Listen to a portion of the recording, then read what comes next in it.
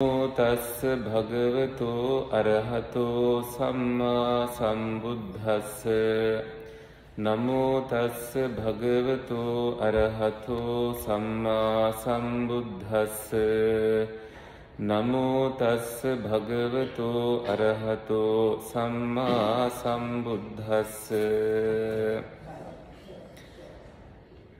යංකෝ කොට්ඨික අනිච්ඡං තත්‍ර තේ ඡන්தோ පහතබ්බෝ කිංච කොට්ඨික අනිච්ඡං චක්ඛුකෝ කොට්ඨික අනිච්ඡං තත්‍ර තේ ඡන්தோ පහතබ්බෝ රූපා අනිච්චා තත්‍ර තේ ඡන්தோ පහතබ්බෝ චක්ඛු විඤ්ඤාණං අනිච්ඡං තත්‍ර තේ ඡන්தோ පහතබ්බෝ චක්ඛු සම්පස්සෝ අනිච්චෝ තත්‍ර තේ ඡන්தோ පහතබ්බෝ යම්පිදං චක්ඛු සම්පස්ස පච්චයා උප්පජ්ජති වේදිතං සුඛං වා දුක්ඛං වා අදුක්ඛම සුඛං වා තම්පි අනිච්ඡං තත්‍ර තේ ඡන්தோ පහතබ්බෝති.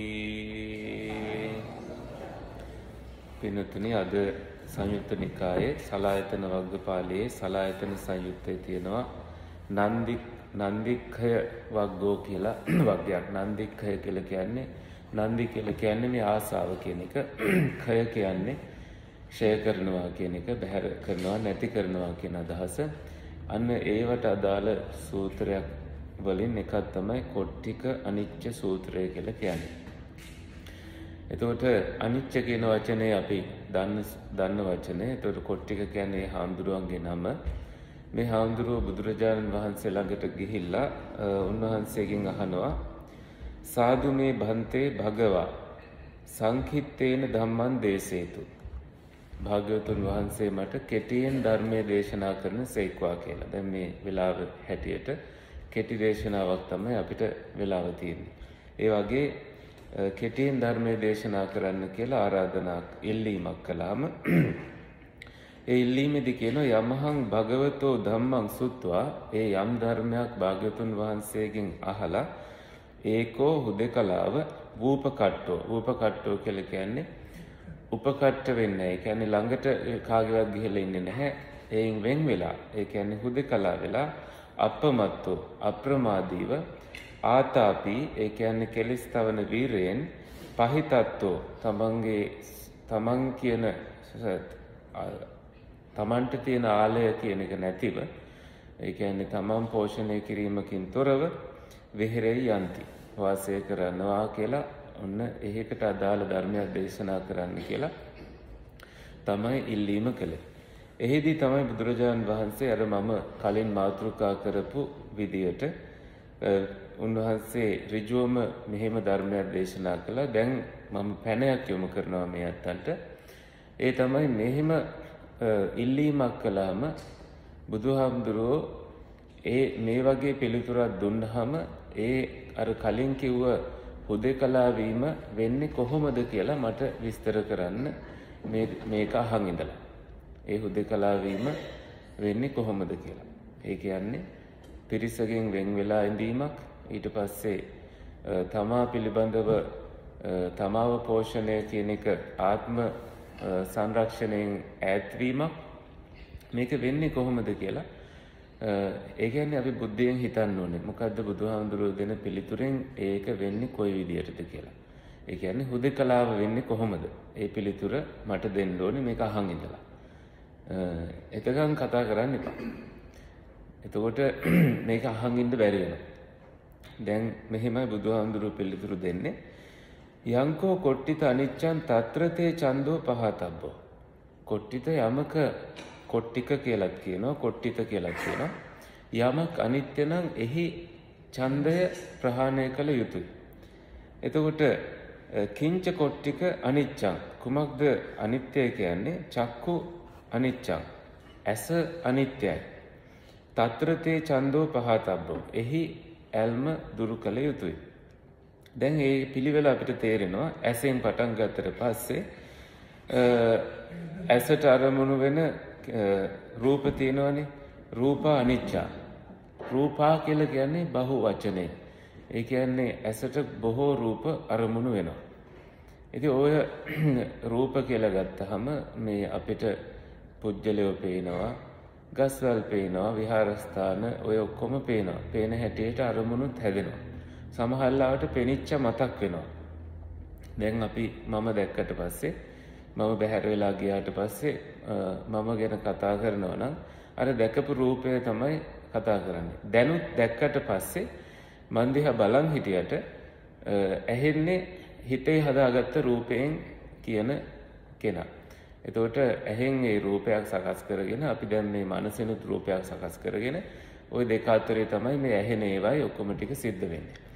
එතකොට රූපයයි ඇහැයි දෙකම අනිත්‍ය නම් එහි ඡන්දය ප්‍රහාණය කළ යුතුයි කියන තැන හුදෙකලාවක් හැදෙන්නේ කොහොමද? ඔන්න අර ප්‍රශ්නෙට ආපහු එනවා.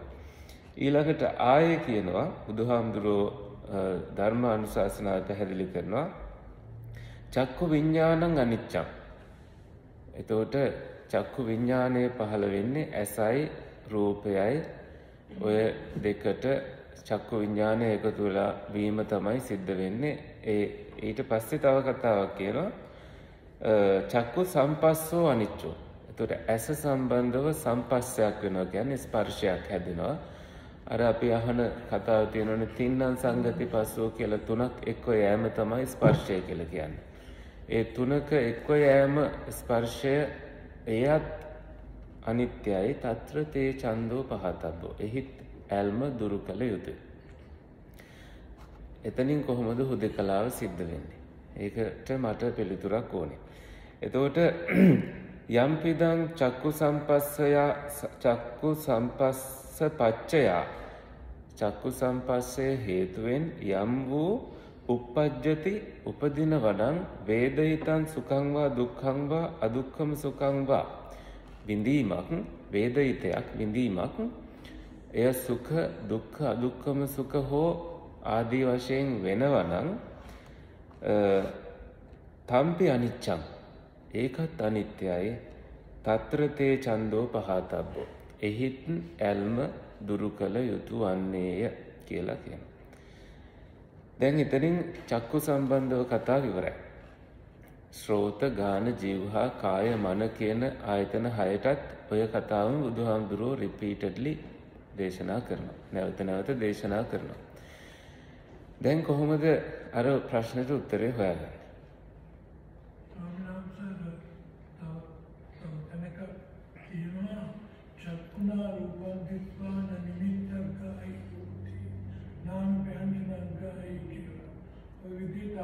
එකම කාරණේ තියෙන්නේ ඒ නිමිත්ත ගාහි සහ නානුබැඤ්ඤණක් ගාහි හෝති වෙනවා කියන්නේත් මේ කතාවම තමයි. හැබැයි මෙතන මේ අනිත්‍ය සම්බන්ධව තමයි මේ දේශනාව පැහැදිලි කරන්නේ. යමක් අනිත්‍යද එය තමන්ගේ හුදෙකලාව පිණිස හේතු වෙනවා. මේක අනිත්‍ය නම් එහි ඡන්දය බැහැර කරන්න කියලා කියනවා. ඒතර අරක කියලා කියන්නේ නිමිති නොගෙන ඉන්න වගේ ඍජු අවවාදයක්. දැන් මෙතන අවබෝධයක් ගේනවා මෙතෙන්ටනේ. අවබෝධය තමයි ඇහැ කියන එක අනිත්‍යයි. ඇහැ කියන එක අනිත්‍යයි කියන මෙන්න මේ ෆිසිකල් ඇහැ මේ තියෙන ඇහැ දැන් ඉපදිලා තියෙනවා. වයස 60 ගානක් 80 ගානක් 30ක් ගානක් 10ක් 15ක් ජීවත් වෙලා තියෙනවා. ඔය කියන ඇහැ පේන්නේ නැති වෙනකොට අපි දොස්තර ගාවටත් යනවා. එහි තියෙනවා ඒ මාංශ ඇහි යම්කිසි උත්පත්තියක් සිද්ධ වුණා පුංචි කාලේ. දැන් එය යම් කාලයක් තිබිලා මරුණට පස්සේ ඉවර වෙලා දිය වෙලා යනවා. එතකොට ඒ පිළිබඳව අපි සාමාන්‍ය ඇහැ පිළිබඳව අවධානය යොමු කරාට පස්සේ එහි අනිත්‍ය නම් ඒකට ඇත්තටම අපිට ආසාවක් තියෙනවා. ඒ ඇහැ දැක්කහම අපිට රාගයක් පහළ වෙනවද? එහෙම පහළ වීමක් වෙන්නේ නැහැ. සාමාන්‍යයෙන් වෙන්නේ මේ ඇහැ උපකාරී කරගෙන කරන දේවල් තමයි ප්‍රශ්නේ තියෙන්නේ.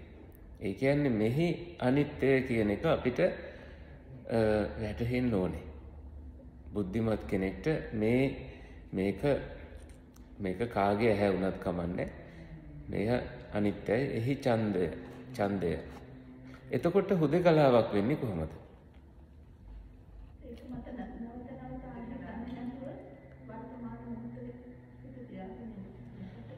ඒක මත නැවත නැවත ආත්ම වශයෙන් නොගෙන හිඳීම තුළ අනිත්‍ය පැත්තෙන් බැලුවට පස්සේ ස්වාමීන් වහන්සේ උතන අනිත්‍ය කියන්නේ මේ මානසික අපසුතේ නෙවෙයි අර මොහොතක් පාසා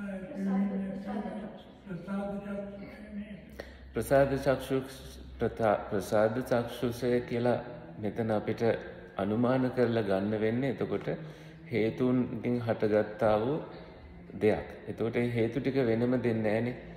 එහෙම කියනවනම් එතකොට අපි ගත්තාම මනුෂ්‍ය චක්කුව විතරයි ආධ්‍යාත්මික ආයතනයක් විදියට මෙතන පැහැදිලි වෙන්නේ. එතකොට අපිට වෙන අනුමානයක් කරන්න මෙතන අවශ්‍ය වෙන්නේ නැහැ. දෙවියන්ට නෙමෙයි බණ කියන්නේ මනුෂ්‍යයට. එතකොට මනුෂ්‍යයට තියෙන්නේ මේ කියන ෆිසිකල් චක්කුව පමණයි. ප්‍රසාද චක්කුව කියලා ගත්තට ප්‍රශ්නයක් නැහැ. මොකද ඒකත් චක්කුවන්නේ. එයත් හටගෙන නැති වෙලා යන එකක්. එතනත් බලන්න වෙන්නේ අනිත්‍යම තමයි. එතකොට අනිත්‍ය කියන එකකින් මට තියෙන ගැටලුව තමයි යම් කෙනෙක්ට හුදකලා වෙලා මෙය වටහා ගන්න හිතෙන හේතුව තමයි ලෝකේ Tamanට තියෙන මේ ඇහැ කියන එක. මෙහි අපි නිස්සාරත්වයක් දකිනකොට අපිට බාහිර ලෝකයක යසාරයක් හොයන්නට හිතෙන්නේ නැහැ. මෙහි තියෙන නিত্য ස්වභාවය නැත්නම් මේ තුලින් අපි ග්‍රහණය කරගන්නා වූ අර චක්කු විඥානය හෝ චක්කු සම්පස්සජ වන සුඛ දුක්ඛ අදුක්ඛම සුඛයන් හෝ ඒ කිසිම දෙයක නিত্য ස්වභාවයක් නැත්නම් නන්දිය මෙහි ඇල්ම බැහැර කරගන්නට නම් ලෝකයක් සමග ඉඳලා හරියන්නේ නැහැ කියන අවබෝධය අපිට එනවා. එච්චරයි මෙතන දකින්න තියෙන්නේ. ඒක තමයි කොට්ටිත හාමුදුරුවෝ කැලේට තල්ලු කරන බණ. එහෙම නැති වෙලට අරන් මේක හිතාගන්න එක අනවශ්‍ය දෙයක්. මොකද පැහැදිලිවම කොට්ටිත හාමුදුරුවන්ට මෙහි නන්දිය කැමැත්ත කියන එක, නන්දි රාගය කියන එක බැහැර කරන්න බෑ. ගෙදර හිටියොත් හෝ නගරවාසීව රූප බලමින් හිටියොත් කියන එක පේනවා. කන සම්බන්ධයෙන්ුත් එහෙමයි. නාසය සම්බන්ධයෙන්ුත් එහෙමයි. දිව සම්බන්ධයෙන්ුත් එහෙමයි. ශරීරය සම්බන්ධයෙන්ුත් එහෙමයි. මනස සම්බන්ධයෙන්ුත් ඒ විදිහමයි. එතකොට නගරයේ ප්‍රශ්නයක් වෙන්නේ නැහැ ඇත්තටම. ගෙදර ප්‍රශ්නයක් වෙන්නේ නැහැ. අවබෝධය හොඳ නම් ඉබේම හුදකලාව කියන එක සිද්ධ වෙනවා. අවබෝධය හොඳ වෙන්නේ හැම දෙයකම අන්තිමට කියනවා නෙමෙයි. අපි හිතමු මනස සම්බන්ධව යම් කිසි සුඛ දුක්ඛ අදුක්ඛම සුඛ සම්පස්සජයන් ඇති වෙනවා නම් ස්පර්ශයෙන් ඇති වෙනවා නම් ඒවයිත් නන්දිය දුරු කරනවා නම් කුමන හේතුවකටවත් මනස විවර කරගෙන මේවා ගලාගෙනීම අපි වළක්ව ගන්නවා. ඒ ගලාගෙනීම වළක්ව ගන්නට අපිට ద్వාර සයම්ම සිද්ධ වෙනවා නම් නන්දිය පෝෂණය කරන්නේ නැත්නම් කැමැත්ත පෝෂණය කරන්නේ නැත්නම් එහිදී තුනේ වෙලා යනවා අපේ තියෙන කෙලෙස් එකතු කරගන්නා වූ නැඹුරුතාවය. ඒ නැඹුරුතාවය තුනේ වෙලා යන්න අපිට බොහෝම හොඳ ශාන්තියක් නිදහසක් ඇති වෙනවා. එහිදී ඉන්න තැනම ඔබ S2 පියාගෙන ඉන්න තැනම කන් දෙක බාහිරයට යොමු කරන්නේ නැතුව එතකොට බාහිරින් අපිට එන ඒ ටික ඔක්කොම වහගෙන හිටියාම අපි හිතමු මෙතුමා කිව්ව විදියට මේ ප්‍රසාද වශයෙන් යම් කිසි පහළවීමක් තියෙනවා නම් ඒකත් බැහැර වෙන්නට අපිට බෑනේ නරමුණු બ્લોක් කරගෙන ඉන්න. එතකොට කෙනෙක්ට කියන්න පුළුවන් ඉතින් ඇහෙනවනේ එතකොට පේනවනේ කියලා. ඇත්තටම ඒ විතර්ක පහළ නොවන තැනකට අපිවපත් වුණාට පස්සේ ඇහෙන පේන දේවල් වෙන්නේ නැහැ. එතකොට තමයි අපිට අර විවේකය කියන එක හොඳටම දැනෙන්නේ. එතකොට ඉන්න තැන කියන එක අදාළ වෙන්නේ නැහැ. බාහිරයක් කියන එක අදාළ වෙන්නේ නැහැ. එතකොට අපේ ප්‍රඥාවෙන් අපිට පෙන්වලා දෙන්නේ සැබෑම වූ විවේක ස්ථානය. එතකොට ඉන්න ආයතනයේ ඉන්න තැන කියන එක අපිට බාහිරය කියන එක අදාළ වෙන්නේ නැහැ. එතකොට කෙනෙක්ට පේන්න පුළුවන්, හිතෙන්න පුළුවන් S2 පියාගත්තට පස්සේ අඳුර හරි පේනවනේ කියලා.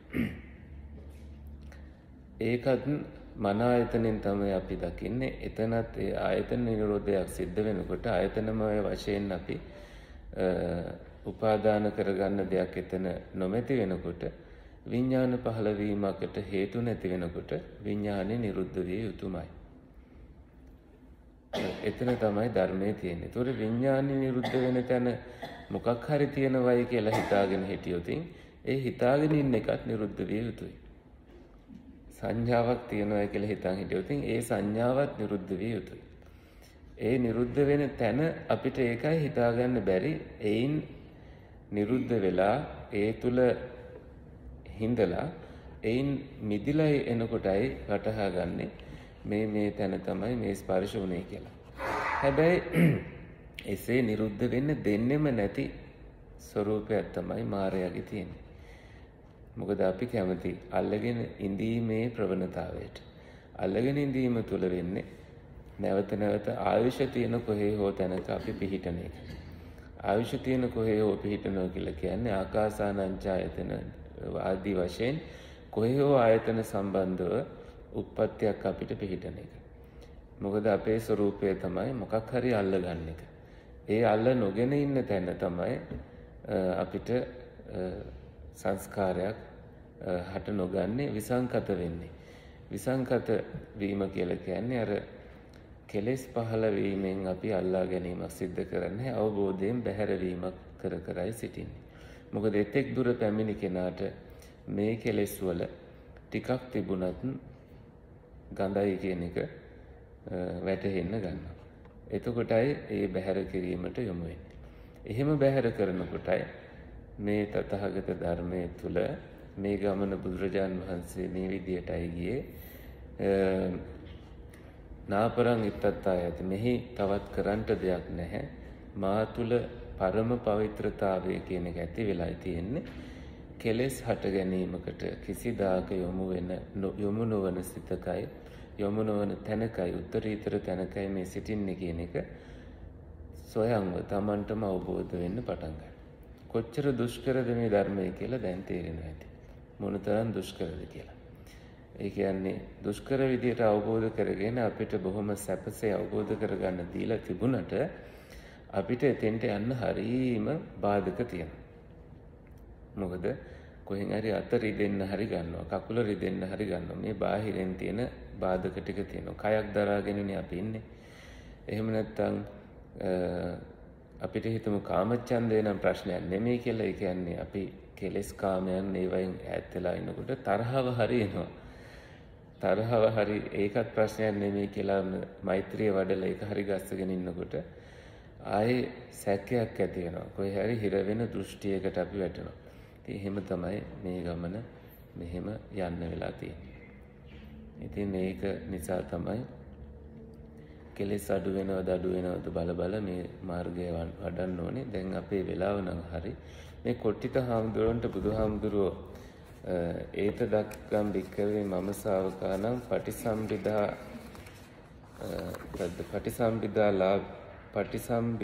පත්තානං ඒත දක්කම් භික්කවේ මම ශාවකානම් භික්ඛූනම් පටිසම්භිදා පත්තානං යදිදං මහා කොට්ටිතෝ.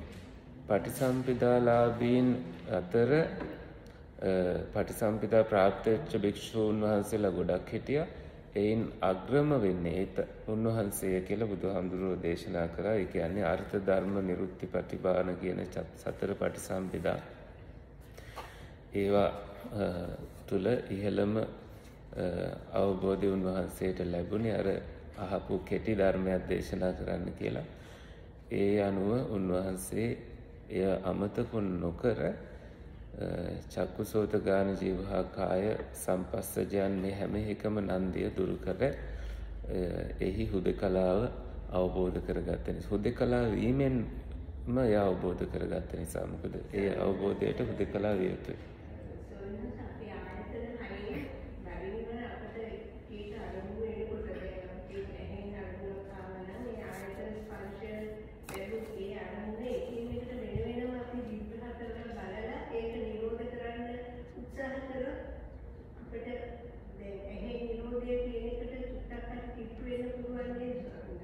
එහෙම තමයි මං හිතන්නේ ආරම්භයේදී ඔක වෙන්නේ බාහිරයක් අපිට බාරගෙන තමයි නිරෝධ කර කර යන්න වෙන්නේ.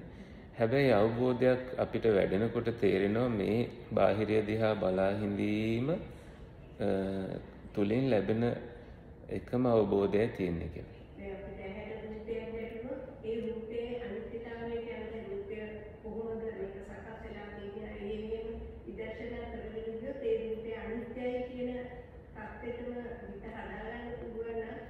හේතුඵල වශයෙන් දකින එකයි මෙතන සිද්ධ වෙන්නේ. මොකද චක්කයයි ඒ රූපයයි ඒට අදාළ වෙන ස්පර්ශයයි ඒ කියන්නේ විඥානය හේතුවෙන් විඥානයත් එක්ක තුනේ සංගතියෙන් ඇති වෙන ස්පර්ශයයි ඒ හේතු ටික අපිට පේනවා පහළ වෙනවා. එතනනේ අනිත්‍ය තියෙන්නේ. එකක් නෙමෙයි පහළ වෙන්නේ සමුදයක් වෙන්නේ. එක්ක හට ගැනීමක් වෙන්නේ. ඒතන බලා සිටීම තුළ ලැබෙන අවබෝධය තමයි දැන් මේ ආයතන පහළ වෙනවා ආයතන නිරුද්ධ වෙනවා. මම පහළ වෙන්නේ නැහැ මම නිරුද්ධ වෙන්නේ නැහැ. ඇතයි කියලා ගත්තොත් ඇතයි කියලා හිතනවා නැතයි කියලා ගත්තොත් නැතයි කියලා හිතනවා. හැබැයි හේතුඵලයි කියලා ගත්තොත් එහි හේතුන් තියෙන තාක්කල් හට ගන්නවා හේතුන් නැති තාක්කල් නිරුද්ධ වෙනවා කියලා තේරෙනවා. ඒතකොට කොච්චර බලන් හිටියත් මෙච්චරයි කියලා තේරෙනවා. කෙලෙස් හට ගන්න තැනටපත් වෙන්නේ නැහැ. එතනයි